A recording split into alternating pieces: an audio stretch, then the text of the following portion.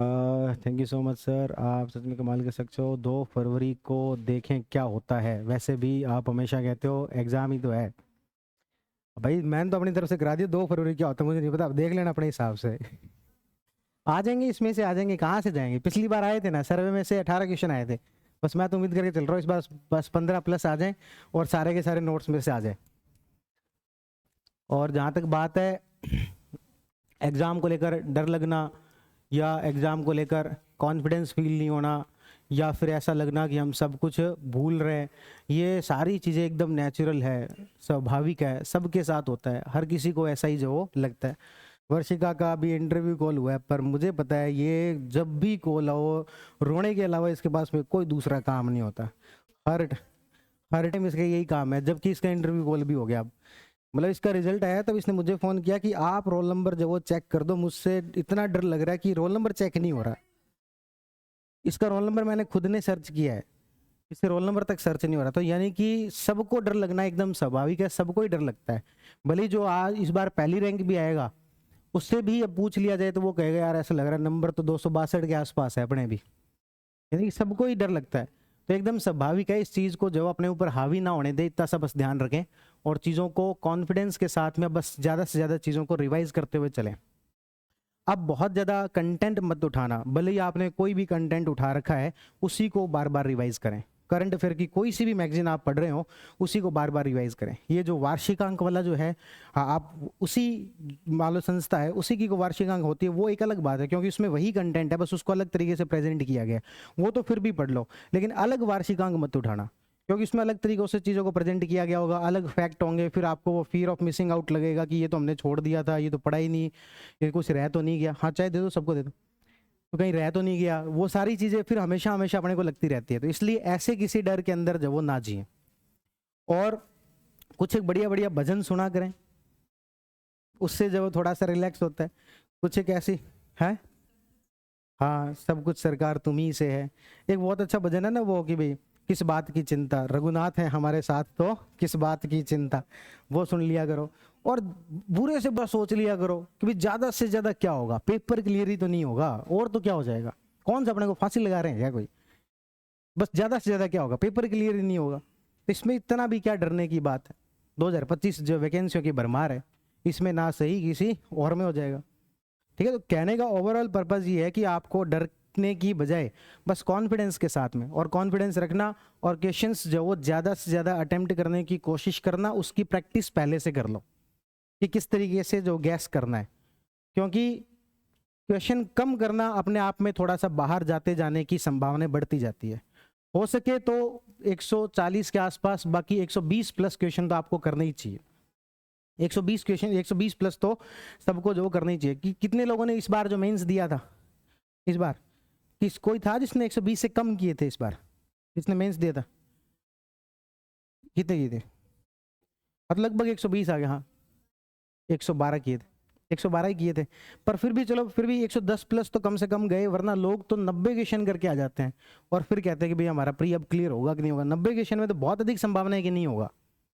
इसलिए जो जितने ज़्यादा संभव हो सके उतने ज़्यादा क्वेश्चन जो करके जाएं।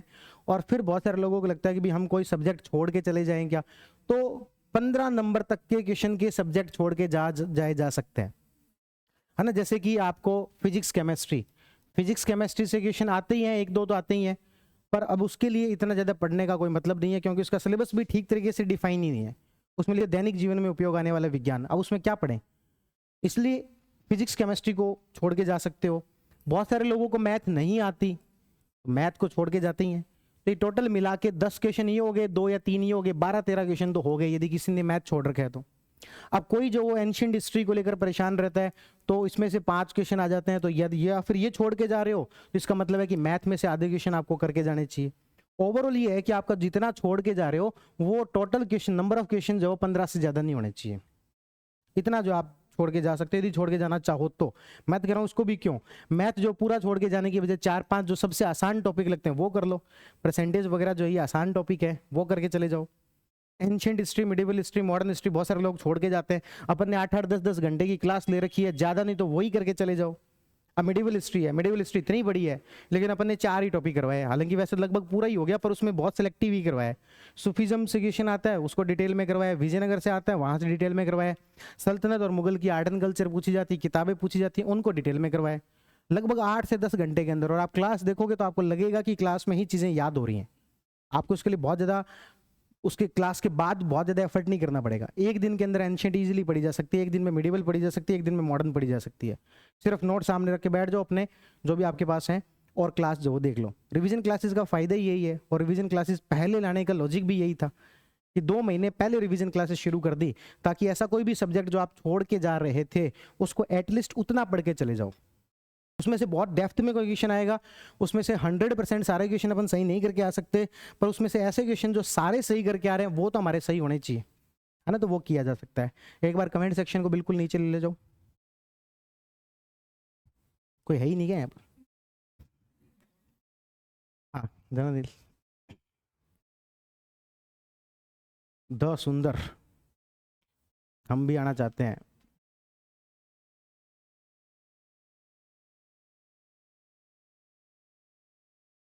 हम तो प्री के बाद आएंगे आपके पास। दिसंबर कब तक आएगा? दिसंबर करंट कब तक आएगा? 11 तारीख तक आएगा करंट का फाइनल पीडीएफ आएगा क्या? स्पोर्ट्स वगैरह का, स्पोर्ट्स वगैरह को कंपाइल करके पढ़ा देंगे। मैंने आपको क्लास ऑलरेडी शेड्यूल कर रखी है 11 या 12 को, 11 को ही आई थिंक 11 तारीख को जो है वो जितना भी पिछले 1 साल का, या इसमें भी अपन थोड़ा सा और स्पेसिफाई होते हुए पिछले 5-6 महीने का जो भी करंट अफेयर है स्पोर्ट्स सेक्शन का, क्योंकि सबसे ज़्यादा जो स्टूडेंट को परेशानी होती है वो होती है स्पोर्ट्स के अंदर और ये अवार्ड्स में। उनको लगता है कि ये याद नहीं होता, और एक्चुअल गलती आदि तो हमारी है कि हम ज़्यादा सेफ रहने के चक्कर में सारा ही कचरा आपको परोस देते हैं, है ना, कि भाई ये भी फैक्ट दे दिया, ये भी फैक्ट दे दिया, जबकि उसमें से पूछा जाना है नहीं। ठीक है, लेकिन फिर भी हम देते क्यों है? नहीं आया तो तुम लोग हमारे जान खा जाओगे कि आपके कंटेंट में से नहीं आया, इसलिए जो थोड़े से ज़्यादा देने पड़ते हैं। लास्ट में वही करवाएंगे जो मुझे ज़्यादा इंपॉर्टेंट लगते हैं, और स्पोर्ट्स आपके 2-3 घंटे में पूरा हो जाएगा। मेनली स्पोर्ट्स में से जितने स्पोर्ट्स में से क्वेश्चन आएंगे उसमें से आधे तो ओलंपिक और पैरालंपिक में से आने हैं। यदि किसी को स्पोर्ट्स बहुत ही लिमिट करके जाना है तो मैं कह रहा हूँ ओलंपिक पढ़ जाओ, पैरालंपिक पढ़ जाओ और क्रिकेट पढ़ जाओ। उसके अलावा जितनी ऐसी न्यूज़ जो कि सबसे ज़्यादा चर्चा में रही, जैसे डी गुकेश वाली अब रही है, या फिर हॉकी के अंदर वो महिला चैंपियनशिप जो जीती, ऐसी जो इन्फॉर्मेशन है सिर्फ वो पढ़ जाओ। ये आपके बॉक्सिंग के अंदर ये जो खिलाड़ी कोई कान से लेके आ गया, कोई राष्ट्रीय चैंपियनशिप को छत्तीसगढ़ में होगी, रायपुर में होगी, छोड़ जाओ इनको। ज़्यादा से ज़्यादा क्या होगा? 2-3 क्वेश्चन नहीं आएंगे और क्या होगा? इसके चक्कर में जो आप जितने टाइम में ये इसमें माथा खपा रहे हो, इतने टाइम में तो एंशिएंट पढ़ लो, वहाँ से 5 क्वेश्चन आने हैं, 5 में से 3 इजीली सही करके आ जाओगे। इसलिए सेलेक्टिव तरीके से पढ़ना ज़्यादा सही रहता है। अब अवार्ड्स है, अब अवार्ड्स में दुनिया भर के अवार्ड्स हमने करवाए हैं, पर ज़्यादा काम के कौन से हैं? तो ये साहित्य अवार्ड जो हैं वो हो गए हैं, या फिर जो इंटरनेशनल लेवल पर ज़्यादा इंपॉर्टेंट रहते हैं वो हो गए। नेशनल लेवल के अंदर पद्म पुरस्कार हो गए, उसमें से भी राजस्थानियों को जो मिले हैं वो हो गए। जैसे एक भारत विभूषण पुरस्कार मिला था, वो इंपॉर्टेंट है ना। तो ऐसे जो अवार्ड है ये पढ़ के जाओ तो जो सेलेक्टिव पढ़ के जाया जा सकता है। तो अवार्ड्स का हो गया 12 तारीख को, आई थिंक मैंने अवार्ड्स वाली क्लास रखी हुई है, और उसके बाद में 13 तारीख को राजस्थान की जितनी भी स्कीम है और ये सूजस में से जो भी और काम की चीज़ें वो सारी निकाल के, आप लोगों से ज़्यादा चिंता हमें रहती है। आप लोग जो कोई भी पेपर हो गया उसके बाद में भूल जाते हो, हमें उसका एनालिसिस करना है कि सेकंड ग्रेड का पेपर हुआ, 15 क्वेश्चन करंट के आए तो हमारे वाले में से 12 ही आए, 3 नहीं आए, क्यों नहीं आए? उसका सोर्सेज ढूंढो कहाँ से आए थे। इसलिए जो वो जितने भी अच्छी इंपॉर्टेंट चीज़ें वो सारी करवा दी जाएंगी, और लास्ट में थोड़ा सा उसको कंपाइल थोड़ा सा आसान कर दिया जाए। पूरा आसान नहीं हो सकता क्योंकि उसमें से करंट में से क्वेश्चन आना है 20 से लेकर 25, और आप ये सोचते हो कि हमें कोई 10 पेज के नोट्स दे दे उसमें से आ जाए, तो ये पॉसिबल ही नहीं है। पर यदि हम देखें तो स्कीम्स राजस्थान वाली हर जगह रिपीट हो रही है। एक स्कीम जो 3-3 महीनों में लिखी हुई है, सर्वे में लिखी हुई है, उसका एक लाइन का कोई अपडेट आया तो उसको फिर से लिख दिया जो सर्वे में लिखी हुई थी। ओवरऑल देखते हो तो कंटेंट बहुत ज़्यादा नहीं है, उसको थोड़ा सेलेक्टिव हम पढ़ते हैं तो कंटेंट बहुत ज़्यादा नहीं है। और कुछ एक कंपाइलेशन जैसे पिछली बार किए थे, जितने भी इंटरनेशनल वाले 1 लाइनर थे, नेशनल वाले 1 लाइनर जो थे, वो सारे के सारे जो अपन कर देंगे। ठीक है, और मेंस को लेकर भी बड़ी चिंता रहती है कि जब चलो ठीक है प्री तो पास हो जाएगा, मेंस में इस बार नया क्या करें? हमने पिछली बार अपना पूरे एफर्ट्स लगा लिए, उसके बाद में भी 262 यदि मार्क्स नहीं है तो इस बार हम नया क्या कर लेंगे? तो भाई देखो, नए के अंदर एक तो ये कि थोड़ा सा ना हम कंटेंट के इम्प्रूवमेंट पे काम कर सकते हैं, थोड़ा सा हम अपने जो है आंसर के प्रेजेंटेशन पे काम कर सकते हैं, और थोड़ा सा जो है हम जो भी क्वेश्चन है उसको समझने में, क्योंकि आप खास तौर पर देखोगे पॉलिटी के और आईआर के इतने अच्छे क्वेश्चन थे जो कि आरपीएससी का लेवल है नहीं, उससे ज़्यादा अच्छे क्वेश्चन पूछे हुए थे पॉलिटी के अंदर और आईआर के अंदर। उसके अंदर बहुत सारे ऐसे क्वेश्चन थे जिसका 90% स्टूडेंट ने तो समझा ही नहीं कि आप पूछा क्या है। आर्टिकल 14 देखा, आर्टिकल 14 लिख दिया, जबकि पूछा ये था कि पूरे संविधान में कहाँ कहाँ पर वो चीज़ें रिफ्लेक्ट होती है, तो वो लिखना था। आईआर के अंदर भी ऐसे, तो ये समझ के लेवल वाली जो चीज़ें हैं उसको इंप्रूव करेंगे। उसके बाद कंटेंट के लेवल पर इस बार आप कंटेंट देखोगे खासतौर पर 6 छोटे सब्जेक्ट का, एथिक्स का, पबैड का, तो आपको इसमें बहुत लगेगा कि भाई हाँ एनसीईआरटी आरबीएससी की जो कमी हमें लगती है कि एनसीईआरटी आरबीएससी पढ़नी चाहिए, वो सारी चीज़ें अच्छे से डिटेल में जो कवर की गई होगी।